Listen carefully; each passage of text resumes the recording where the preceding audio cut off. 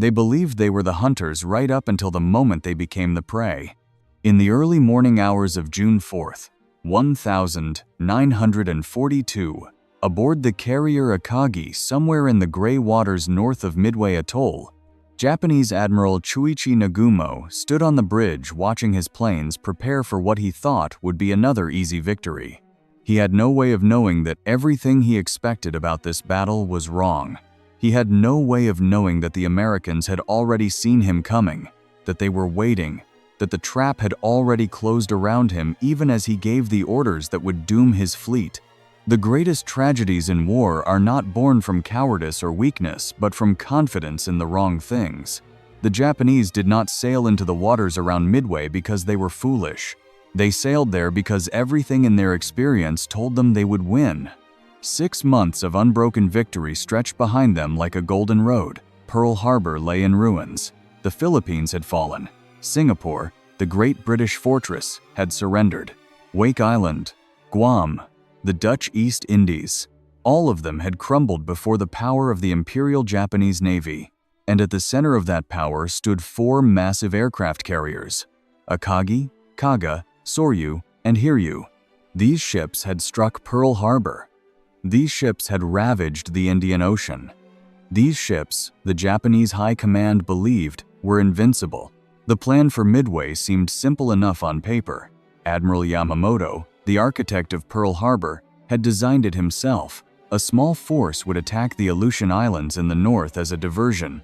Meanwhile, the main Japanese fleet would strike Midway, the tiny American outpost halfway across the Pacific.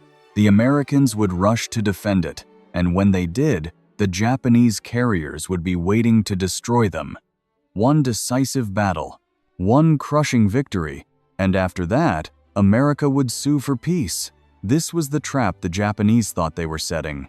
But traps work both ways, and the Americans had set one first.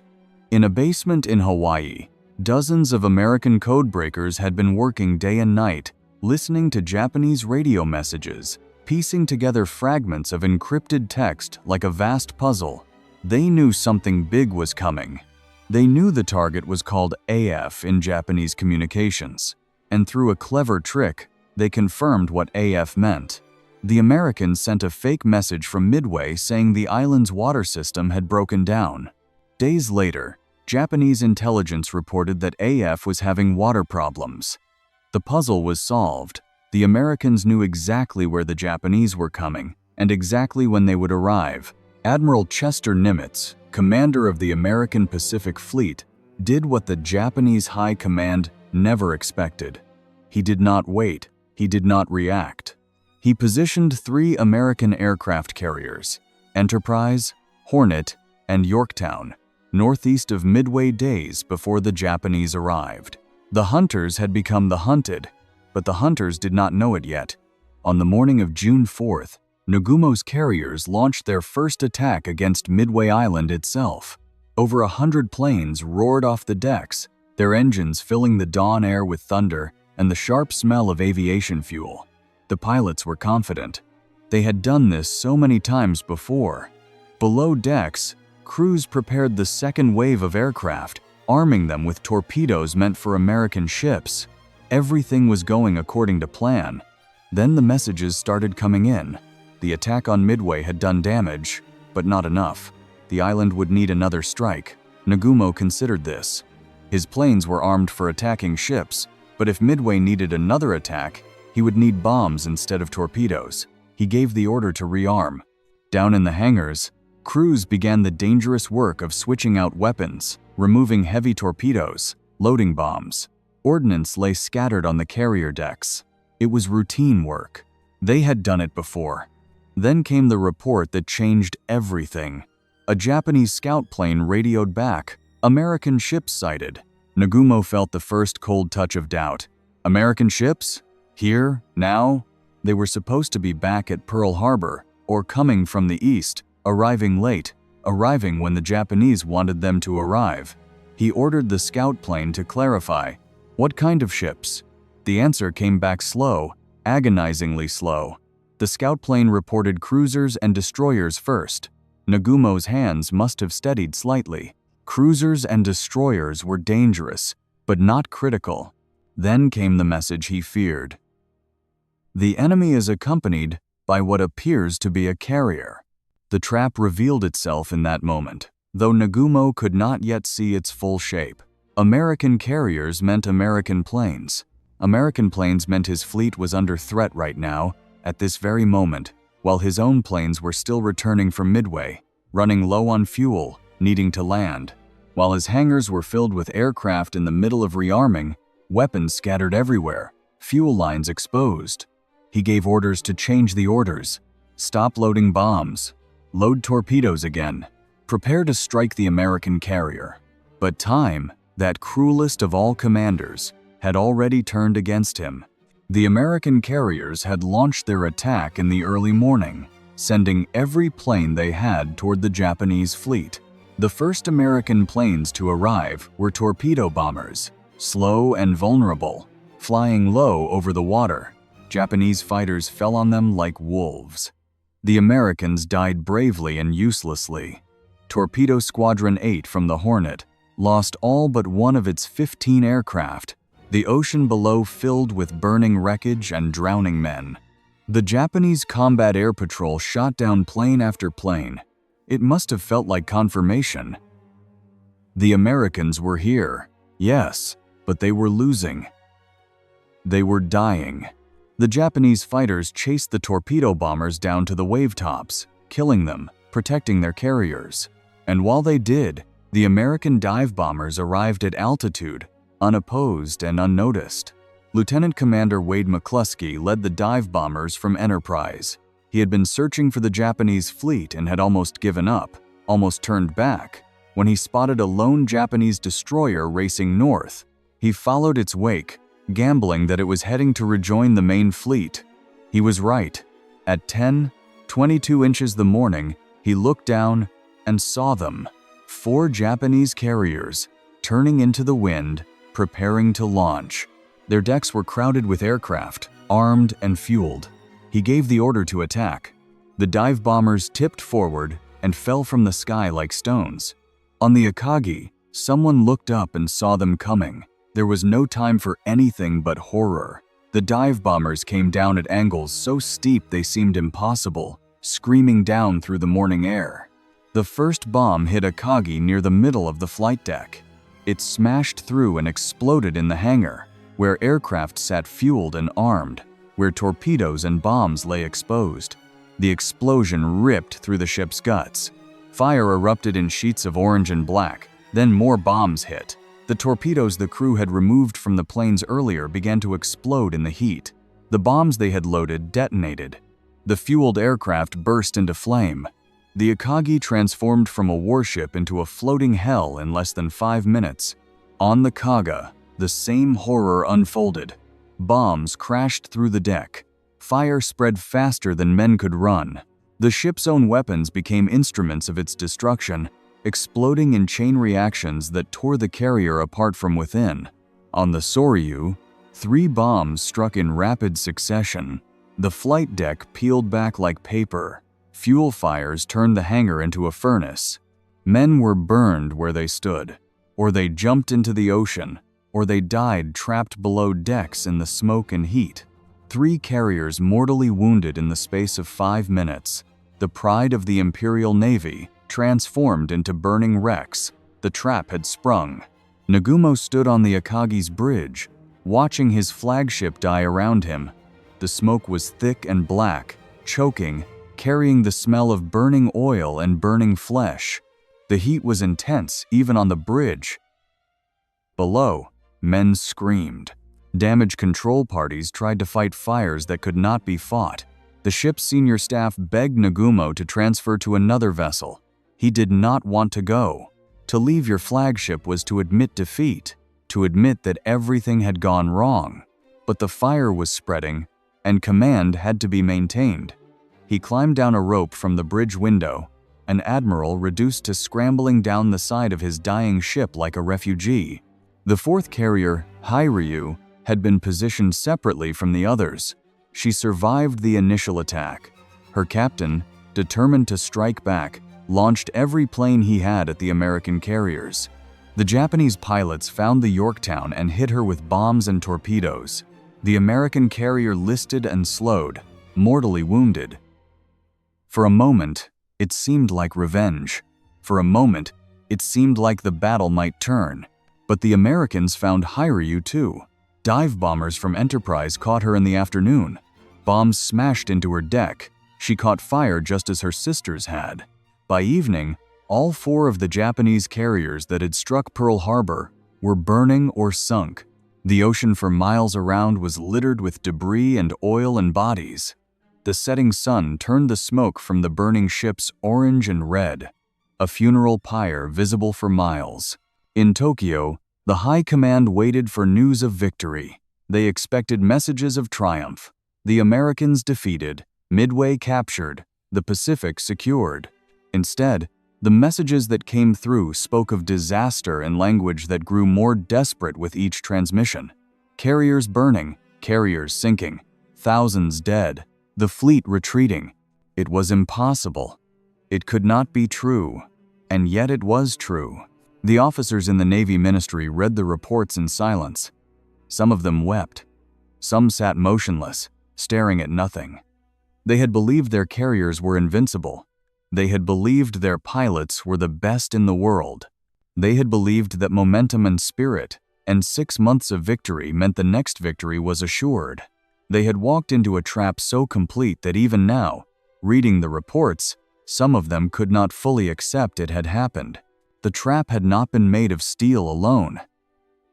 It had been made of information and patience and the willingness to wait.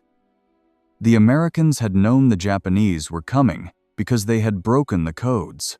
They had positioned their carriers in advance because they had done the thinking, the planning, the unglamorous work of intelligence that wins wars. The Japanese had expected to hunt, and so they had not looked for hunters. They had expected weakness, and so they had not prepared for strength. The trap had been built from their own assumptions. In the days after the battle, Japanese ships picked up survivors from the ocean, pilots who had ditched when their fuel ran out, sailors who had jumped from burning carriers and floated for hours in the Pacific swell. They came aboard rescue vessels burned and broken and in shock. Some of them could not speak. Some of them spoke endlessly, describing the same moments over and over. The bombs falling, the fire spreading, the realization that they were going to die. One officer who survived the sinking of Kaga wrote in a letter that was later found that the worst part was not the American attack, but the moment of understanding. "We thought we were strong," he wrote. "We thought we had won already. And then the sky filled with their planes, and we understood that we had been wrong about everything." The Japanese High Command tried to hide the scale of the disaster. They told the public that Midway had been a minor setback. They listed the dead as wounded. They transferred survivors to remote posts where they could not talk to reporters or tell their families the truth. The empty berths where the carriers had been moored were hidden behind screens. The loss was secret, but the loss was real, and the men who knew the truth carried it like a weight that grew heavier each day. Because it was not just ships that had been lost at Midway. It was the experienced pilots, the veteran crews, the mechanics and armorers and flight deck directors who had trained for years to become the best in the world. Japan could build new carriers, given time, but the men who knew how to use them were at the bottom of the Pacific, and they could not be replaced. The trap had taken not just steel but knowledge, experience, and the confidence that makes a fleet effective. Admiral Yamamoto, the architect of Pearl Harbor and the Midway operation, received the news aboard his flagship Yamato, hundreds of miles away from the battle. He had stayed back with the battleships, planning to move in for the decisive surface engagement after the carriers had done their work. Instead, he received message after message of catastrophe. He gave the order to retreat. The man who had warned Japan before the war that they could run wild for 6 months against America but could not win a long war had been exactly right. The 6 months were over. The running wild was finished. Yamamoto took personal responsibility for the defeat, though he never spoke of it publicly. Those close to him said he aged years in the weeks after Midway. He had gambled everything on a quick, decisive victory, and the gamble had failed. The trap had caught him too. The battle changed the war, though not all at once. In Tokyo, the High Command still spoke of victory. On maps, they still showed a vast empire stretching across Asia and the Pacific. But the men who had been at Midway knew the truth. The initiative had shifted. The Americans had stopped retreating. The hunters had become the hunted, and that change was permanent. In the decades after the war, historians would analyze Midway from every angle. They would discuss the role of code-breaking, the luck of the dive bombers arriving just when the Japanese carriers were most vulnerable, the decisions that Nagumo made or failed to make. But perhaps the deepest lesson of Midway was not about tactics or technology. It was about the danger of believing your own story too completely. The Japanese had told themselves they were invincible, and they had believed it. They had expected the Americans to be where the Japanese wanted them to be, when the Japanese wanted them to be there. They had planned for the battle they wanted rather than preparing for the battle they might get. The trap worked because it gave the Japanese what they expected right up until the moment it destroyed them. They saw Midway as an opportunity. They saw the Pacific as theirs to control. They saw the Americans as an enemy that would react predictably. And all of those assumptions, woven together, became the walls of the trap that closed around them on the morning of June 4th, 1942. There is a photograph taken from a Japanese ship during the battle. It shows the carrier Hiryu burning on the horizon, smoke rising in a pillar that seems to touch the clouds. In the foreground, Japanese sailors stand watching. Their faces are small in the image, barely visible, but something in their postures speaks of shock. They are witnessing the end of something they thought would last forever. They are watching their assumptions burn. The trap at Midway was not merely a tactical victory, it was a psychological one. It broke the spell of invincibility. It showed the Japanese High Command that the Americans could think and plan and fight with intelligence and courage. It showed them that the war they thought they were fighting was not the war they were actually in. And once that realization took hold, it could never be undone. The survivors carried that knowledge with them for the rest of their lives. In interviews conducted decades later, old men who had been young sailors at Midway spoke about it with voices that still carried wonder and pain. They remembered the confidence of the morning and the horror of the afternoon. They remembered believing they would win and then watching everything fall apart in minutes. They remembered the trap closing. The ocean around Midway holds the wrecks of those 4 carriers still. They rest in the deep water, dark and cold and silent. Fish move through their empty hangars.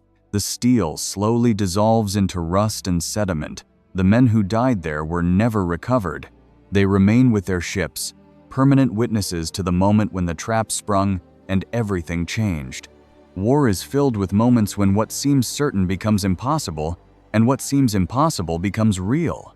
The Japanese High Command learned this lesson in the cruelest way, watching their finest ships burn because they had been too confident in their own plans and too dismissive of their enemy's capabilities. The Americans learned it too, learning that intelligence and preparation could overcome the odds, that being outgunned did not mean being defeated, that the trap you set with patience and knowledge can catch even the strongest prey. The Battle of Midway lasted 3 days, but its consequences echoed for years. Japan never recovered the advantage it lost in those hours when the dive bombers fell from the sky. The war continued for 3 more years, brutal and costly, but the trajectory had changed. The trap had worked. The hunters had become the hunted. And in the minds of the Japanese officers who survived, who returned to Tokyo and stood in the Navy Ministry and tried to explain what had happened, there must have been the terrible, inescapable understanding that they had done this to themselves. They had walked into the trap because they had believed too much in their own strength and too little in their enemy's cunning. There is a dignity in facing hard truths, and the veterans of Midway, on both sides, earned that dignity through what they endured and what they learned. The Japanese sailors who survived did not stop being brave because they lost. The American sailors who won did not become heroes simply by surviving. They were all men caught in the machinery of war, making decisions with incomplete information, trying to do their duty in circumstances of unimaginable stress. The trap at Midway was not a simple story of good and evil. It was a story of how assumptions can kill, how intelligence can overcome force, and how quickly certainty can transform into catastrophe. In the end, perhaps the trap was built from something deeper than code breaking or carrier positions. It was built from the very human tendency to see what we expect rather than what is actually there. The Japanese expected victory, and so they saw opportunities where they should have seen danger. They expected the Americans to be predictable, and so they were surprised when their enemy proved creative. They expected the war to continue as it had begun, and so they were unprepared when it changed. The burning carriers at Midway were not just ships destroyed by bombs. They were the physical manifestation of assumptions meeting reality. They were what happens when the trap you think you are setting turns out to be the trap that has already been set for you. And the men who watched them burn learned, too late, that confidence without caution is not strength but vulnerability dressed in pride's clothing. The smoke from those fires hung over the Pacific for days, visible from Midway, visible from the American carriers that had delivered the blow, visible from the Japanese ships that retreated westward, carrying their wounded and their dead and their shattered certainty. And when the smoke finally cleared and the ocean was empty again, the war had changed. The hunters understood they could be hunted. The trap had taught its lesson, and there were thousands more stories like this, waiting to be remembered.